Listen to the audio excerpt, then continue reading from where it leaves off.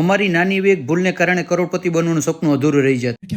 જે હું એક એવી વાત તમારી સાથે શેર કરવા જઈ રહ્યો છું જે મારી નાનકડી ભૂલને કારણે બની હતી અને એ ભૂલ ઝટકા મશીનની બેટરીને કારણે થઈ હતી. મારા આ ખાલી ખેતરમાં મેં નારેડી વાવવાનું વિચાર્યું. વિચાર આવ્યો કે થોડાક જ વર્ષોમાં તો નારેડી મોટી થઈ જશે, ત્રોપા વેચીને હું તો સીધો કરોડપતિ થઈ જઈશ.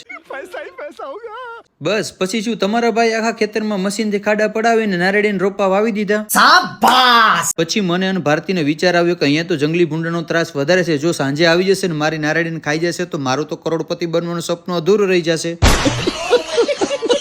જંગલી ભૂંડથી બચવા માટે મેં મારા ખેતરની ફરતે પાઇપ ગોઠવી અને ઝટકા મશીન પર ફિટ કરી દીધું, જેથી કરીને જંગલી ભૂંડાથી મને સુરક્ષા મળે. થોડાક દિવસો પછી હું ચેક કરવા માટે ગયો કે ઝટકા મશીન ચાલુ છે કે બંધ. ખેતરમાં જઈને જોયું તો ઝટકા મશીન તો બંધ હતું. તપાસ કરતા ખ્યાલ આવ્યો કે મારી ઝટકા મશીનની બેટરી ફેલ થઈ ગઈ હતી. મેં તરત જ નવી બેટરીનો ઓર્ડર આપ્યો અને થોડાક દિવસોમાં નવી બેટરી પણ આવી ગઈ. નવી બેટરી ફિટ કરતા પહેલા વિચાર આવ્યો કે જૂની બેટરી ફેલ થવાનું કારણ શું હશે. તપાસ કરી તો ખબર પડી કે ઝટકા મશીનના તારમાં ઘાસ અટતું હતું, એને કારણે જ મારી જૂની બેટરી ફેલ થઈ હતી.